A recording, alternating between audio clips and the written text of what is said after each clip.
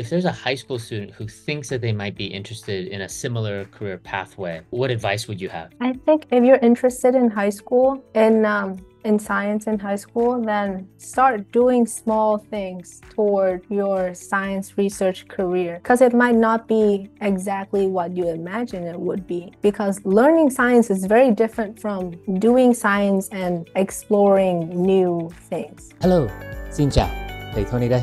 Chào mừng các bạn đã đến với Chuyện Du học Podcast được sản xuất bởi chương trình College Campus của Everest Education. Đây là nơi chúng ta cùng chia sẻ câu chuyện và truyền cảm hứng liên quan đến việc du học Mỹ.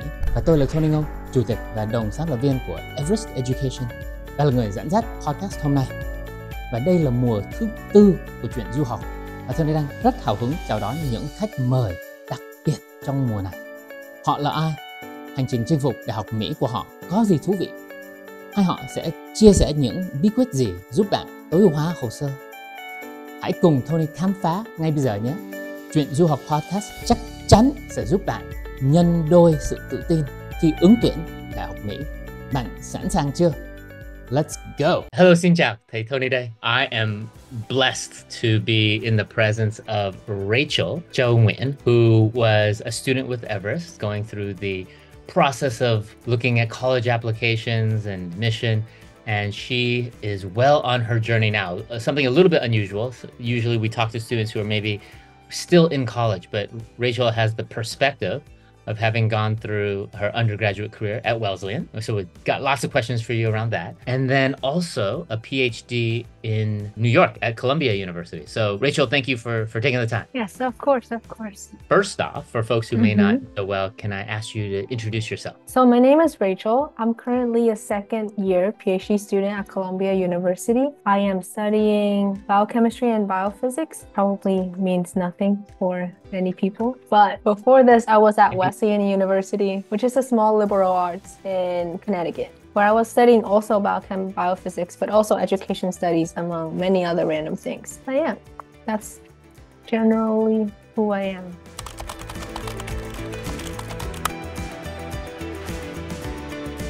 Thanks for taking the time. I actually would love to actually start with the PhD, because I think like many Asian parents, many of our parents of our families aspire for their kids not just to stop at undergrad, but also do masters and PhDs. How did you decide that that was right for you? I actually coming into college, I wanted to go to medical school instead. I wanted to become an actual doctor. But then I took a drug design class around sophomore year of college and actually participated in the research and coming up with solutions for certain diseases that I cared about.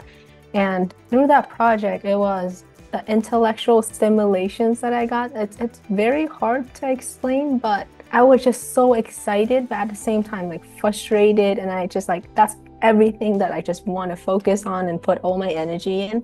And at that moment, I knew that this is what I want to do for the rest of my life. And so I just took the ball and rolled with it. So I love these pivotal moments where you have these kind of feelings. Can I ask a little bit more, tell me more about that project? What was it specifically you were working on? It was for a class. I forgot the class name, but it was for a capstone project where each student was to choose one protein that they want to work on. It was during COVID, and I was interested in the bacterial infection that was infested in hospitals. And so I found this one protein that is targeted specifically to that one bacteria. I just designing a bunch of molecules that would inhibit that protein. So ultimately that will become antibiotics later on. But I think the assignment was for 10 molecules, but I was so into it. I designed over 200 because it was just so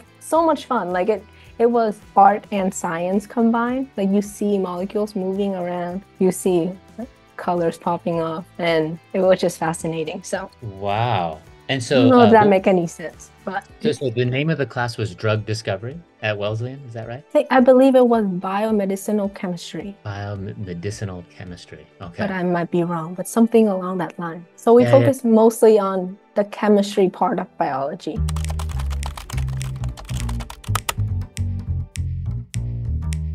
Is this I've definitely heard about how AI is accelerating the evolution of drug discovery. Is that the workflow that you were doing, but you were doing it basically using your own creativity and thinking, reasoning, and now there's like kind of brute forcing it with AI tools? Is that the same drug discovery process? I think back at that time, AI wasn't a big thing yet, not in the biomedicinal chemistry field. And the goal of that project is also to make me actually like sit down and think about it, know the process behind the technology. I think a few months after I finished that project, I wrote a code that would screen 10,000 molecules from the public databases without even me have to think about anything at all. So that would be a much faster process. It was an experience, like thinking and be creative, and it was a lot of fun. Well, I mean, I tell people this all the time, right? Like, even though you have AI that can do all of these different capabilities, you need to understand the basic foundation of whatever is happening so that you can be an intelligent, thoughtful user of the technology, not just blindly there. Right. And I think it's whether you're talking about like understanding how social media algorithms work and being a consumer of that, or, you know, in this case, applying machine learning and AI technologies to drug discovery there. So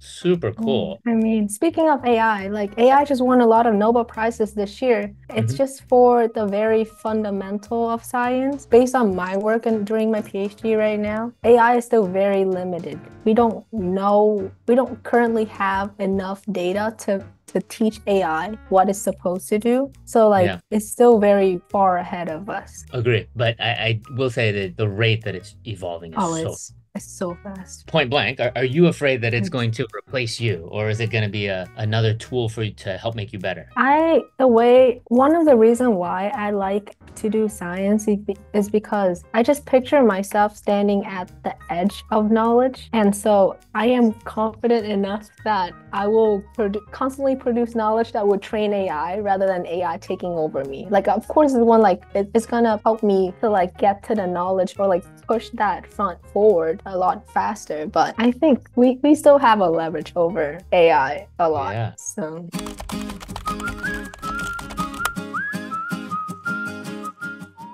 In this class, you discovered that, hey, you have this aha moment that, hey, I want to do this, literally you said, for the rest of your life. What did you do next? And how was the school environment, for your peers, your professors, the ecosystem around Wells? How did that support you? After the class, I officially joined a biochemistry lab. I got into a lot of basic biochemistry science. That means like looking at one structures, figure out what it is, what it does in the body, in the cell. One experience lead to another, where I actually did a summer internship at Columbia. I was working on anti-malaria resistance. And then I also did a lot of like chemistry and then organic chemistry, genetics. Basically, I just explored like biology research in multiple fields, just like get a sense of like, what do I actually want to do before I commit to a PhD track. 3 years after, I just ended up here at Columbia studying biophysics. What was the application process like at the PhD level, right? Because there aren't that many people who are doing PhDs. Like, are you applying to 20 schools like you did for undergrad, or, you know, is it much more? I was a lot more selective this time because, well, in undergrad, I applied for 20 plus schools. I completely forgot, but it was many, many schools. I wrote so many essays. That's what I did for a whole 2 years. Tony remembers that. But this time around, it's kind of a blend between a college app and a job application, if that makes any sense. In a sense that like you still apply to go to school, and then they still assess you on your ability to learn and to think, just like any college application or college admission. But at the same time, they still want to see your expertise in certain field. This time around, they focus more on your resume and your skill set capability to some extent, but you're not bound to it necessarily. This time around, I came in with a lot of research experiences. I focused myself on like my career trajectory, and then write the typical personal statement and other essays, diversity essays and whatnot. It's very similar to college, but this time it just focused more on your career. How specific do you have to be on what your thesis is going to be, what you're going to devote yourself to in the PhD when you apply? I don't think you have to be that specific. You just have to convince other people that you have a big picture goal. So for me specifically, I was interested in RNA. That's very vague in the terms of in the world of science, because it can mean RNA structure, it can mean RNA function, it can mean RNA vaccine, it can mean anything. But I just want to study RNA because I truly believe that RNA is the future of medicine and biotechnology, and I convinced them that, and they bought it, and so they let me in. But you don't have to be like so specific. It can be a field. Like, I am very interested in biochemistry, as long as you can like focus somewhat down to what you like to do. I think that's generally what. If I can summarize though, you can be somewhat unspecific in what you like, but the more targeted you are on your interests, the easier it is for them to evaluate you. Is that right? Yes, but you also risk the factor of, if you're so specific in the certain things you want to learn and there's no faculty there that can support you, they cannot let you in because nobody's gonna guide you through your studies. And so you kind of have to be somewhat strategic in what you want to present to them. But at the same time, like, you also want to keep your mind open, because you never know. Like, because in my first year I had to do a lot of rotations, like in different labs, where I like test out different things, like whether I like it or not. You don't really want to lock down on one very, very specific thing. And also the future of science changed like every day. Never really gonna know. I see. In that case, yeah. So maybe it's like, hey, I have a specific idea, but I'm not committed to my thesis having to be that, right? Yeah. But you demonstrate like a passion in a slightly broader area, like RNA, like you said, right? So is it like that in business? It's very similar, actually. I find that like early on, think about it, like students from a top 20, top 30 university who want to go into finance, right? How many of them look so similar on paper? But I remember, so I wanted to go into the investment banking world, but in Silicon Valley, in the technology industry. So for me to be successful, well, like, what else can I do to make sure my resume talks about those aspects, that I'm not just a finance generalist, right? So I joined student consulting projects that worked on technology companies, for example, right? And I think for every student, it's helpful, the further you get into your career, to think about developing more specialties, right? So if you fast forward, by the time I applied to MBA program, right? So I think my HBS, my Harvard Business School application was successful, I think, because I had, a depth in tech finance. I had depth in actually leadership and community building, which was always my extracurriculars that I did all throughout high school, college, and my professional career. And I had a unique angle specifically around being a bridge to Vietnam, which was a lot more unique than everybody else, especially at that time. And so that definitely helped in my applications, but I think it helped in terms of looking for jobs. Absolutely. When I was in business school, the internship I got was not one that I applied for. And my full-time job was not one that I applied for. There was no posting. It was all network, because that firm had a need, and through the network, we kind of created a new position for me. So I became the first investment professional for TPG, a big US private equity, now global investment fund, right after they had made their first investment in Vietnam into FPT in 2007. So I had a phenomenal time, but in a totally like one-off position that was created. And if I had a totally generalist background, I don't think that would have stood out, right? But because I'd been building towards that. And then same thing, I got back to Harvard, and in my second year of business school, another student comes up to me and says, hey, would you like to grab coffee? I saw that you did this for TPG in Vietnam last summer. Would you like to just catch up? Because I'm doing stuff there too. Fast forward a year later, I'm working at his firm, the same company, and I'm running our Vietnam fund. And those kind of opportunities, I think, ironically, the more specialized you are, easier it is for you to find fit with the right opportunity. So the caveat is you have to be in the right niches, right? You can't choose randomly. You want to be a little strategic in how you choose it. But yeah, I think it's very similar in science, because people typically think of scientists as a person to stay in lab. But in fact, I do science, like I do actually do experiment only probably 20% of the time. The other 80% is going to conferences, give talk, networking, talking to different people, writing grants, asking for money, convincing other people that my project is so cool, even though the 20% I was crying over my bench. It's similar in that sense, like I totally agree with you on the niches, but just to take the stress off of everybody. I don't think you have to stress that much before coming to PhD. In your PhD, that's your whole goal, like to figure out your niche.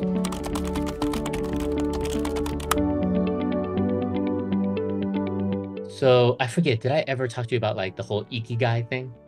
So Ikigai is a career framework. You basically want to ideally find an area of overlap of, let me see if I can remember them all. Things that you're good at, things that you can get paid to do, things that the world needs, and things that you love to do. And most people, I think almost all of our parents, were not that lucky, I don't think, to be doing things that they had true passions for. They kind of just slogged through it so that they could pay it forward for our generation, right? And at least that's the story of my parents. And I'm incredibly grateful for that. I think I've been super fortunate that I've had the opportunity to think and reflect back and choose different things. It makes a lot more sense when you look back, not when you try to plan forward. When I was a high schooler, I didn't know what the heck I wanted to do. All I knew is I loved doing things that were in team interactions, working towards a common thing. And I wasn't scared of people who were older or better than me. I just wanted to be around the best people. So martial arts, I sucked martial arts in terms of like competing. Lost every single tournament, like competition I went to,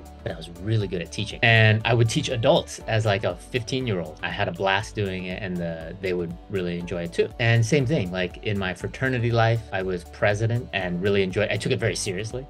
Even as a finance professional, I was starting nonprofits on the side for fun. That's not a normal thing to do, but it didn't feel like work to me. It was kind of my passion. Your 200 molecules, for me, that was like helping to build communities everywhere I went. And I would enjoy doing meetings to figure out organizational problems. And I found out that when you can find the overlap with something that you're naturally just doing because it feels like play to you, it becomes a superpower over time if you keep working at it. The intersection of that into business has been huge for me because those skill sets accidentally are very, very relevant to business. But I didn't realize it at the time. You know me from high school. I had no idea what I wanted to do. I did so many things. I was into theater. I was like having my own nonprofit. I was into econ policy. I love writing. And then randomly, I just want to become a doctor. It makes no sense. Nothing in my life came together. And then I think that's why I fit into Wesleyan. Because in case people don't know, Wesleyan's an open curriculum school where there's no one set path. You just come in and you choose to do whatever you want. It sounds crazy, but it works for me because in my freshman year, I think first semester, I just enrolled in like 2 plays. I did econ, I took science classes. I kind of blanking out on what I did, but I did a lot of stuff. That kind of like by process of elimination, I realized that, okay, theater is not for me. And then I volunteered in clinical and I'm like, this is definitely not it. I don't want to deal with death. Econ class, I couldn't even got through half the semester. Well, I finished it, but I didn't really enjoy it. And the only thing that stayed was chemistry, which I thought I hated so much. I am here now getting a career in chemistry, so.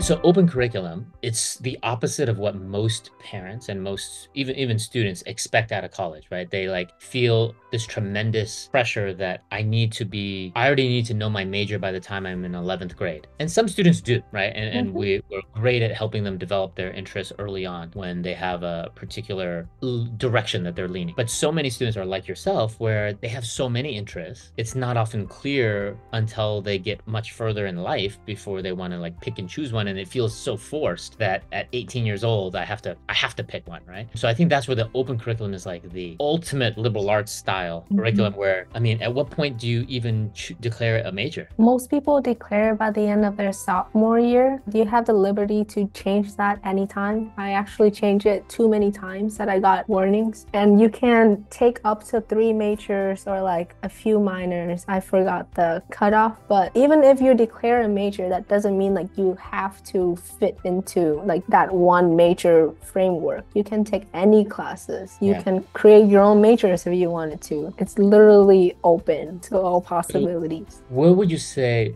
Who would be a bad fit for Wesleyan and the open curriculum? I don't think there would be a person who would like not thrive in that environment, because I came in very rigid. Like I'm a planner, and I thought that would hurt me in this environment. And I came in with like certain beliefs that like, I'm gonna stick to it. This is the battle, like this is the hill that I will die on. And then I come in, I met other people, I have discussions, and it just changed my mind in different ways possible. So I think there's a little bit of everything that everybody can take out of the open curriculum. But I think a person who want to more focus on their career and say like they had the mindset on engineering and that's all they wanted to do, then maybe like a school that focus on engineering might be better for them. But other than that, for any other career path or business, medicine, law, arts. I mean, at the end of the day, all those fields at the very core are human, right? You're not focusing on like one specific thing that you're doing, but more so like you need to stand in the middle of that and look through different lenses, and that's what that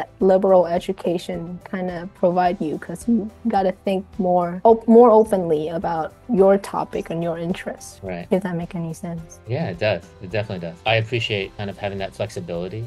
And it sounds like in a place like Wesleyan and many other smaller environments, it's easier to switch in and out and try stuff. Some larger schools, especially the state schools, it actually becomes very, very hard. So my younger brother, Alex, is a UC Berkeley undergrad. And when he was there, he changed his major, I think 3 times or 4 times. And it was incredibly hard to get into the prereq classes that he needed for each of the other majors. We'd have to wait 1-2 semesters just to get into that next class. And so he ended up, I think, taking 5.5 years, almost 6 years to graduate undergrad as a result of that. And look, it's not that he wasted time, but you know, some people want to finish it in 4 years, right? Or less. And he was definitely enjoying taking his time on that. And he's done very, very well since then. He's gone on to do a Wharton MBA and a Harvard Kennedy School MPA. So he's more credentialed than I am and done very, very well. And maybe because he's tried so many things, whereas I was more narrow. But I think that is a huge advantage of the liberal arts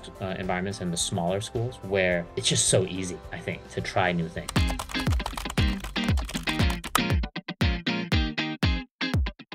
How was your experience once you started at Columbia? How different is it, I guess, being a PhD? I imagine it's very different than what it feels like to be an undergrad. It's very different from undergrad because you don't really take classes anymore. People, even though we're still PhD students, we're not really taking classes or go to schools but even though we're a PhD student, we're not really taking classes or like going to traditional classroom. Well, we mostly focus on our research and kind of work as a research assistant more so than like what a traditional student or a master's student would do. So a lot of time in the rotating labs to get exposure to what everybody else is working on. No, actually, you just, after your first year, you commit to a lab, and that's where you're going to spend the next 4 or 5 years focusing on your thesis, driving your own projects, pushing it out, just as like any scientist in any company would do. Yeah, so like you're in charge of that project. So maybe walk me through the first year where you mentioned rotated through.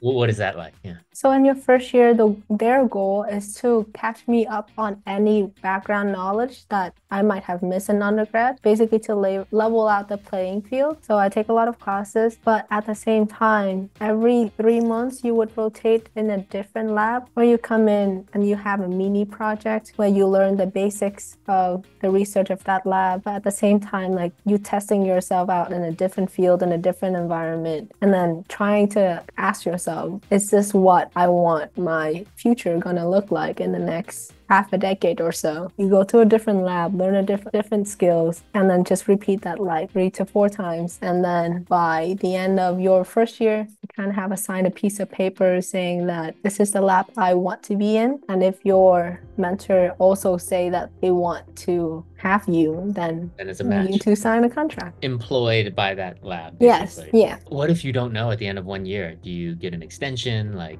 what happens? You can rotate in more than, I think you can rotate 4 or 5 labs, but after that, I'm not sure. But people typically come in, have a sense of what they want to do. And also schools like to select people who kind of have an idea of what they wanted to do. And then if you just end up not having a home, then you'll be assigned to some labs, I assume. But I was lucky in that I got a very nice mentor, so we just click and it was great.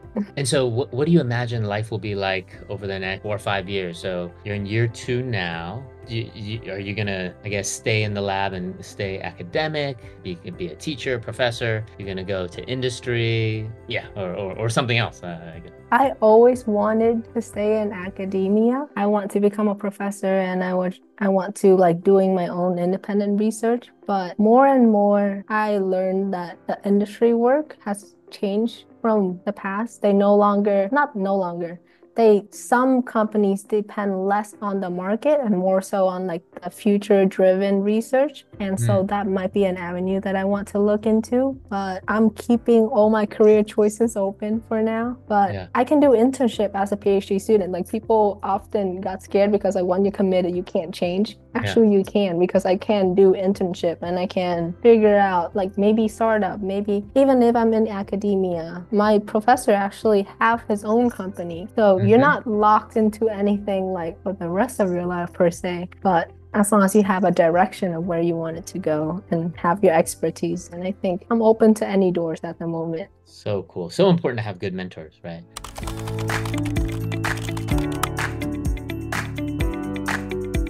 If there's a high school student who thinks that they might be interested in a similar career pathway, what advice would you have? I think if you're interested in high school, in science in high school, then start doing small things toward your science research career, because it might not be exactly what you imagine it would be, because learning science is very different from doing science and exploring new things. Let me rephrase that.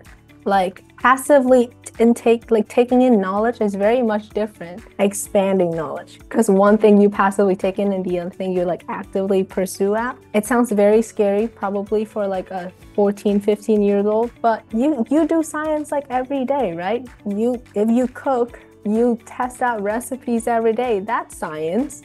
And then just start from small project. You're not bound to anything. You don't need a lab to do science. I remember when I was 10 years old, my mom hated this story. I was just mixing her cosmetic products together to making new things. I consider that science. She did not. She think it was a waste. But so I should be happy that my 10-year-old daughter is making all sorts of slime using. Yes, I didn't have slime growing up, so. Oh, we have fluffy slime, we have neon slime, we have sticky slime, we have bouncy ball slime, non-Newtonian fluid slime. Making slime is actually in a college chemistry curriculum. I am not joking. And you seeing 20-year-old having so much fun with slime and silly putty in the organic chemistry lab. And you it's fascinating, but every little things and if you're interested in engineering, maybe try to build a little car, robots, or it doesn't have to be anything big, but start small and then work your way up to it. It's probably hard for a high schooler to find research opportunities, but it's not existing. So I know that maybe a school in Singapore, a college in Singapore, actually offers science internship, summer internship for high school students. So if people have the opportunity, they can look into that. I don't think it's that necessary to go so deep into the nitty-gritty. And at the same time, you can also read up on something that you really find really cool about, and then share it with the world, explaining to your friends, making TikTok, going on YouTube. It's not, sky's the limit. No. So we've had so many different, I think if I can summarize those tips, because we've had students kind of in very similar things. We have a student who went to summer school, learned about astrophysics and was super excited, went back to her school in Vietnam where there was nothing available. So she created the astrophysics club at her school, and it was 6-7 people. But then she curated the topics, sent out the readings, and they had a reading group and discussion group every week. And she got super passionate about it, and now she's a graduate student in applied math. That was taking advantage in a very limited resource environment to the best of her abilities. And she got into U of Chicago. We have a student who was at a boarding school and, did the robotics club, but it was also COVID, so pretty limited. But he went out of his way to take online classes at MIT to learn about aerospace engineering because he was specifically interested on the hardware side, the flight mechanics and thermal and fluid mechanics. So he took those aerospace engineering courses and just built his own drones, right? During COVID lockdown with whatever resources available without a fancy company internship, right? And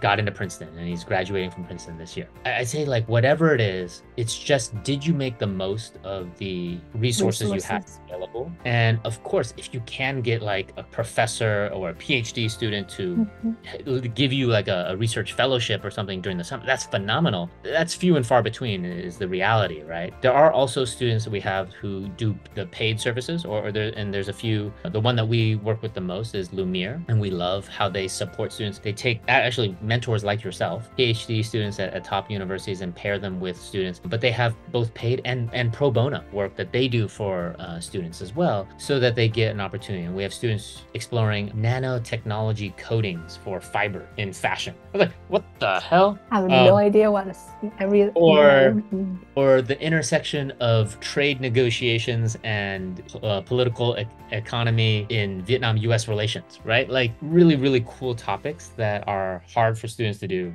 by themselves in isolation. But with a little bit of guidance and a little bit of proactiveness, I think you can go a long ways. Yeah, we're here to help and figure it out for each student there. If a student wanted to volunteer in your lab one day, is that even something feasible or? Yeah, so Columbia actually sponsor a lot of spots for high school students. My lab typically don't, because we work with nuclear magnetic resonance, which is not safe for a lot of individuals, and it costs a lot of money if I accidentally break that machine. So we normally don't. We encourage students to explore other avenue and come back when they're in college, having taken basic chemistry and physics. But I know many other labs, like the lab that I worked for in my summer internship at Columbia, it was a lot more, what's the word? Like a lot more high schooler friendly, because it touches more on like the basic biology that every kid's learn in K-12 instead of